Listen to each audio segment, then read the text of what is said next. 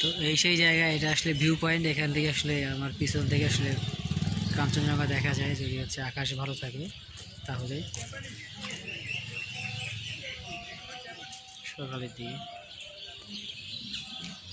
আর আমার পিছনেই হচ্ছে মহানন্দা নদী, দেখেন নদী ঘুরে দেখেন।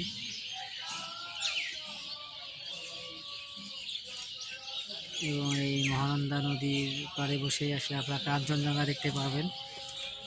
আমরা আসলে লাখ ফেভার করলো না, আজকে দুদিন থেকে আছি, দেখতে পারলাম না। পিছনে হচ্ছে আপনারা দেখছেন, পিছনে হচ্ছে কাঁটাতারের বেড়া, পিছনে কাঁটাতারের বেড়া আছে, ওগুলো হচ্ছে কাঁটাতারের বেড়া, ইন্ডিয়ান বেড়া। দেখেন ইন্ডিয়ান সীমান্ত, এই নদী পেরোলেই ইন্ডিয়ান সীমান্ত।